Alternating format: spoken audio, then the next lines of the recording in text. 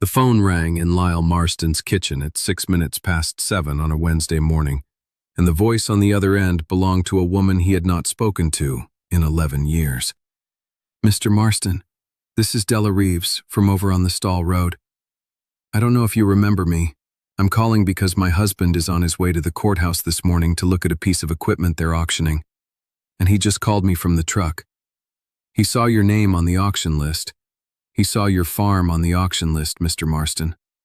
9 o'clock this morning. The whole 160 acres. I thought you should know in case nobody told you." Lyle was standing at the kitchen window holding a coffee cup. He did not move for several seconds. "Mrs. Reeves, are you certain about this? My husband is looking at the printed list right now. He read me your name and the parcel number. The auction is in 48 minutes. I'm sorry. I thought somebody should call." He thanked her. He set the cup down on the counter. He looked out the window at the back pasture where a thin frost was lifting off the blue stem grass, and he tried to think the way he had been taught to think a long time ago in a place far from this one. Slowly, without panic, one step at a time. The land had been his for 46 years. He had bought it in the spring of 1979, 2 years after he came home from a war that had not officially been a war by the time he got there, but had still taken pieces of him that did not come back. He had been 26 years old. He had used every dollar of his service pay and a small loan from a bank in the next county, and he had walked the fence line of those 160 acres on the day he signed the papers and made himself a promise that he would never live on land that belonged to anyone else. His father had rented for 43 years and had died in a rented house with a rented bed and a rented stove, and Lyle had decided in a rice paddy on the other side of the world that he would not do the same. He had built the house himself over the course of 2 summers. He had married a woman named June from the same county in 1982, and June had taught school in the town of Halverson for 31 years until her retirement, and they had raised one daughter who now lived in Madison and called every Friday at 5. June had died of a stroke in the autumn of 2021, sitting in her chair in the front room with a book open in her lap, and Lyle had buried her on the small rise behind the apple orchard, under a stone he had picked out himself from a quarry 40 miles east. The land gave back exactly what you put into it. June had said that, more than once, in the tone she used when she was reminding him of something he already knew. He had believed it then. He believed it now. He had not missed a payment on anything in 46 years. He pulled on his coat and his boots, and he walked to the roll-top desk in the front room, and he sat down and he tried, with the steadiest hands he could manage, to think about what could possibly be on an auction list at 9 o'clock on a Wednesday morning that had his name on it. He had paid the original loan off in 1994. He had the satisfaction document in the safe in the bedroom closet. He had not borrowed $1 against the land in 3 decades. He paid his property taxes every February in person at the county courthouse, and he had a stack of receipts going back to 1979 in a wooden file drawer beside the desk. He pulled the drawer open. He started looking. It was at this point that the second phone call came. It was a man's voice this time, official, careful, the kind of voice that had been trained to deliver bad news without sounding like the person delivering it. The man said his name was Curtis Mendel and that he was calling from Sentinel Heritage Acquisitions, a portfolio servicer based in St. Louis. The man said that Sentinel had purchased a package of legacy agricultural notes from an institution called Midwest Federal Land Bank in 2019, and that one of those notes, a 1971 note, originated by a predecessor institution and assumed by the current owner of the property in 1979, had been in continuous default for an extended period. He said the property had been scheduled for auction this morning to satisfy the outstanding balance of $172,000. He said he was calling as a courtesy, because Sentinel believed in giving the prior occupant the option to bid at the auction if he wished to retain occupancy. Lyle let the man finish. Then he asked one question. "What is the original date of the note you are claiming I assumed?" "April 3rd, 1971, sir." "And the name of the original borrower?" A pause on the other end. The sound of a paper being shuffled. The note shows the original borrower as Halver Marston of Halverson, Wisconsin. Halver Marston was my father. He died in 1976, 3 years before I purchased this land. Sir, the note was reaffirmed by you in 1979 at the time of the property transfer. We have documentation. What documentation? I am not at liberty to discuss the file in detail over the phone. The auction is at 9. If you intend to bid, you should be there. Good day, Mr. Marston. The line went dead.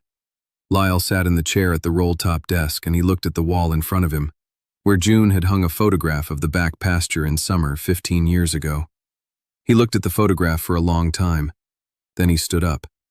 He had 37 minutes. He drove to Halverson the way he had driven for 46 years, slow on the gravel and slower on the county road, and he tried while he drove to remember what he could of his father's affairs in the years before the old man's death.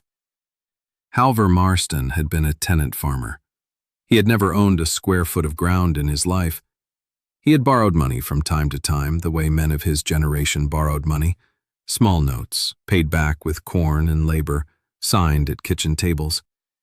He had owed the local bank in Halverson somewhere around $1,800 at the time of his death, and Lyle had paid it off himself out of his discharge money in 1977, 2 years before he bought his own land from a different seller entirely.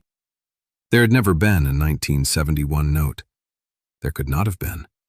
His father had not owned property to borrow against, and Lyle had assumed nothing in 1979 except a clean title from a man named Erskine Bolts, who had owned the land before him and who had passed away in 1998. Whatever was on the auction list at 9 o'clock had been built out of something other than the truth. He pulled into the courthouse parking lot at 23 minutes before 9. He walked into the auction room on the second floor. There were perhaps 30 people in folding chairs, and a man in a gray suit standing behind a small podium, and a clerk at a side table with a stack of folders. Lyle looked at the front of each folder until he found the one with his name on it. He spoke quietly to the clerk and asked for a copy of the underlying documentation. The clerk, an older woman who had known June from a quilting circle in the 90s, hesitated and then handed him the folder without a word. He took it to a chair at the back of the room, and he opened it. Inside was a photocopy of a document on letterhead from an institution he had never heard of. The document was dated April 3, 1971. It was a promissory note in the amount of $42,000, signed by Halver Marston, secured by the 160 acres on the Stall Road.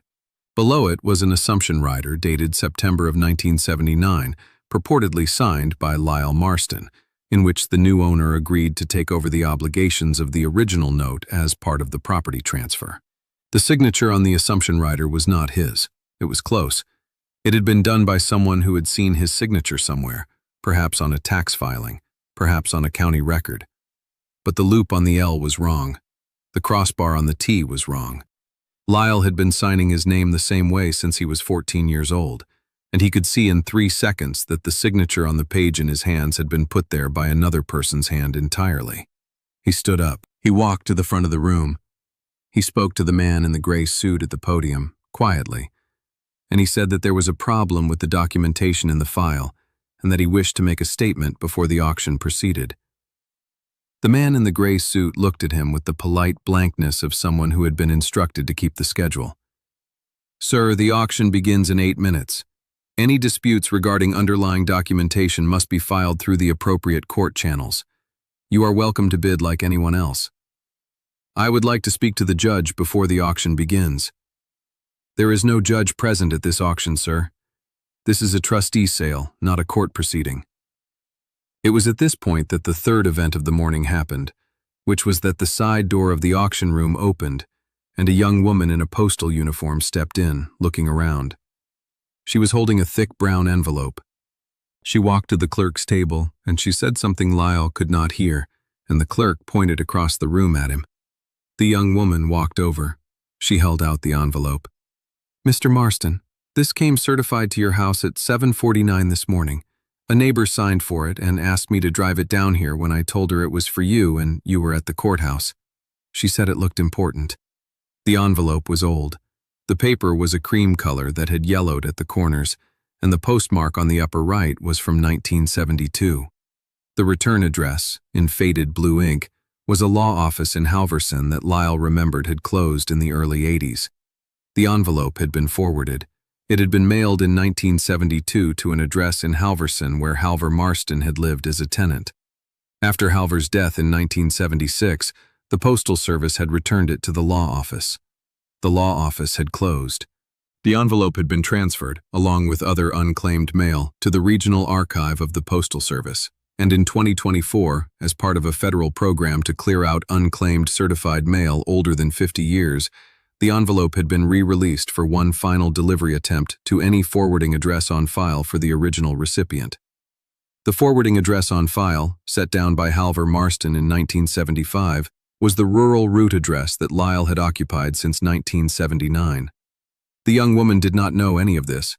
She only knew that the envelope had arrived that morning and that an old neighbor had handed it to her with a worried look and asked her to drive it to the courthouse. Lyle thanked her. He sat down in a folding chair at the back of the room. He opened the envelope.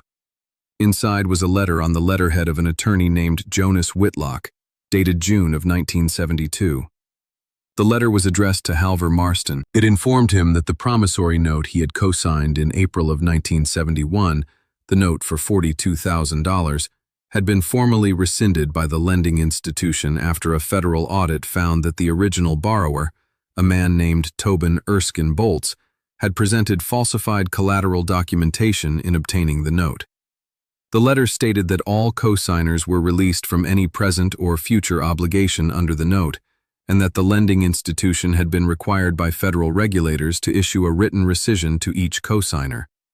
The letter included, attached behind it, the certified rescission document itself, on the original lender's letterhead, signed by an officer whose stamp and seal were still legible. Halver Marston had never received the letter, because by 1972 he had already moved twice as a tenant, and the law office had not had a current address for him. Tobin Erskine Bolts was the father of Erskine Bolts, the man who had sold Lyle the land in 1979. The note that Sentinel Heritage Acquisitions was attempting to enforce that morning had been formally rescinded in 1972, 4 years before Lyle's father had died, and 7 years before Lyle had ever set foot on the property. The signature on the 1979 assumption rider, which had never been valid in the first place because there was no underlying obligation to assume, had been forged by someone who had purchased a worthless paper portfolio and gone looking through old county records for anyone with a matching surname who still owned land in the area. Lyle stood up. The auction was 4 minutes from beginning. He walked back to the man in the gray suit at the podium. "I am going to ask you one more time to pause this auction. I have just received a document that proves the underlying note was rescinded by federal order in 1972. If you proceed with the sale, you will be selling property under a claim that does not exist, and every party to this transaction will be exposed to liability." The man in the gray suit looked at the envelope. He looked at the date on the postmark. He looked at the rescission document. He picked up his phone, and he made a call. The auctioneer's gavel was raised at 3 minutes past 9. It was not brought down. The auction was adjourned without explanation. The 30 people in the folding chairs were told that the property had been removed from the morning's list pending review of new documentation. Lyle walked from the back of the room to the front, slowly, with the brown envelope under his arm. He spread the rescission document on the clerk's table in front of the man in the gray suit. He did not say anything. He waited while the man read it. He waited while the man called a second number, and then a third. By 11 o'clock that morning, the auction company had withdrawn the listing. By the end of the week, Sentinel Heritage Acquisitions had filed a formal release of all claims against the property, signed by their general counsel. By the end of the month, the matter had been referred to the Wisconsin Department of Financial Institutions, which opened an investigation into Sentinel's portfolio that ultimately released 43 other rural landowners across 3 states from claims built on the same kind of forged or fraudulent paper. Lyle drove home that afternoon with the brown envelope on the passenger seat. He did not stop in town. He turned onto the gravel of his own road, and he drove the half-mile up to the house, and he parked the truck beside the kitchen door, and he sat in it for a long time before he got out. His daughter Carol drove down from Madison the next weekend. They walked the property together on a Saturday afternoon in late October, the way they had walked it when she was a child. They did not talk much. They walked the fence line first, and then they walked the back pasture, and then they walked up the small rise behind the apple orchard to the stone Lyle had brought from the quarry 40 miles east. They stood there for a while without speaking. The wind moved through the dry grass. The light was going long and gold across the blue stem. Carol put her hand on her father's arm. Lyle did not move. After a while they turned and they walked back down the rise and across the back pasture and along the fence line to the house. They came back inside as the sun was going behind the sycamores along the creek, and Lyle put a kettle on for coffee, and they sat at the kitchen table where June had sat for 40 years, and they did not say anything for a long time, because there was no need to. The land gave back exactly what you put into it. June had said that. Lyle had believed it then. He believed it more now. Stories like this don't get told enough. Subscribe and we'll make sure they do. Next time, a widow in the Ozarks finds a 1968 mining lease in her late husband's tackle box the morning before a copper company plans to break ground on the ridge above her cabin. We'll see you there. Paste your script.